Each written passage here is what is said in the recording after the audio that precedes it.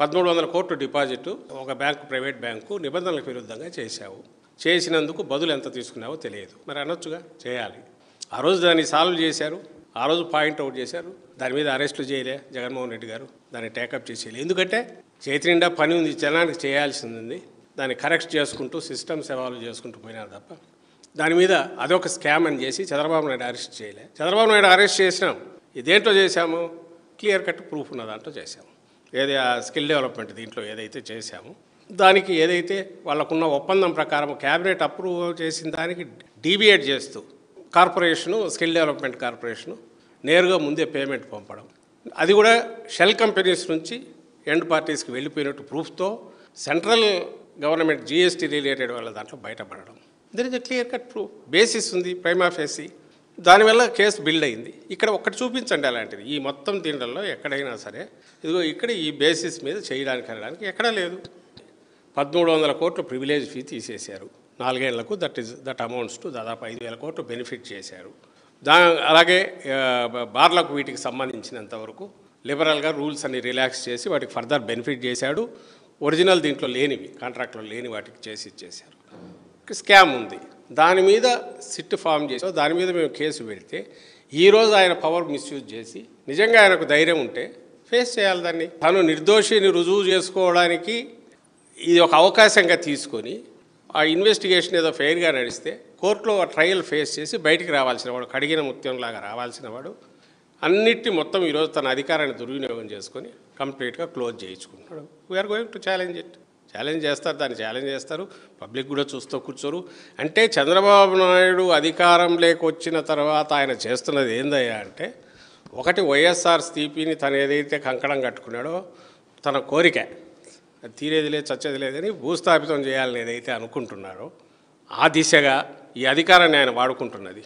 రెండవది, తన మీద ఉన్న కేసులు ఏమున్నాయో వాటిని ఎత్తేయడానికి ఈ అధికారాన్ని దుర్వినియోగం చేసుకోవడానికి దానికి ఎంటైర్ డిపార్ట్మెంట్ను తనకు ఎవరైతే తాబేదారులుగా పనిచేసే అధికారులను పెట్టుకొని మంచి అధికారులను సస్పెండ్ చేసో, దూరంగా పంపించో, వీఆర్లో పెట్టో డిపార్ట్మెంట్, పోలీస్ డిపార్ట్మెంట్ కానీ మిగిలిన వాటిని కానీ ఎంటైర్ సిస్టమ్స్ కానీ సబ్వర్ట్ చేసి తన పర్పస్ కోసం, తన వ్యక్తిగత స్వార్థం కోసం వాడుకోవడం అనేది ఈ 18 నెలల్లోనే విశ్వరూపం చూస్తున్నాం తన మొత్తం దీనికి.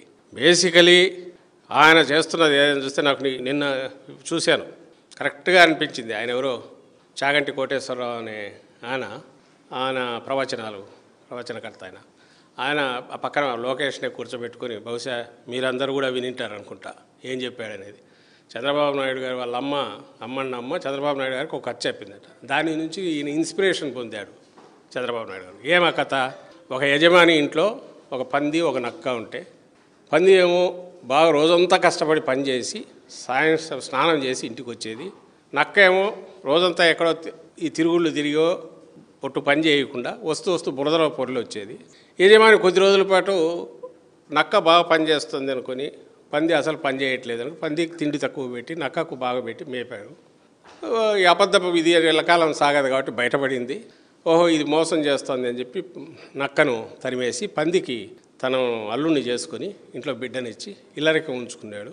ఈ రకంగా ఏంటంటే కష్టపడేవాడికి ఎప్పుడైనా మంచి జరుగుతుంది అని వాళ్ళ అమ్మగారు చెప్పారంట. చంద్రబాబు దాని నుంచి నేర్చుకున్నాడంట. నేర్చుకుని ఆ స్ఫూర్తితోనే ఆయన జీవితం అంతా ఇన్నాళ్ళు సాగిస్తున్నాడు అనేది కరెక్ట్. అయితే ఆయన సాగించేది ఏంటంటే అందులో ఆయన తీసుకున్న నీతి ఏదనేది అందరికీ తెలిసిందే. ఎవరో చూసి దాని మీద పెట్టారు. ఎన్టీ రామారావు గారు దీన్ని చూసి ఏమనుకుంటారో, ఆయన ఉంటే ఒకవేళ ఆయన ఏమన్నా అనుకుంటే దానికి నేను బాధ్యుని కాదు ఇదని. ఆయన ఏం చేశారు, దీని నుంచి ఏం నేర్చుకున్నట్టు కనపడుతుంది అంటే నక్కలాగా ఉండాలనుకున్నట్టు కనపడుతుంది. ఆయన దీని నుంచి నేర్చుకుంది ఏదంటే సూక్ష్మంలో మోక్షం, అడ్డదారులే బెస్ట్ దారి అని అనుకున్నాడు. నక్కలాగా ఉండాలనుకున్నాడు. అది ఈ రోజుకు పాలనలో చూపిస్తున్నాడు. దాన్ని తనకున్న మీడియా మీద ఉన్న పట్టు, పవర్తో, వ్యవస్థల మీద ఉన్న పట్టుతో అడ్డగోలుగా మేనేజ్ చేసి జనాన్ని ఇంప్రెస్ చేయాలని ట్రై చేస్తున్నాడు. కానీ జనం అందరికీ గమనిస్తున్నారు, ఎందుకంటే అనుభవిస్తున్నారు కాబట్టి.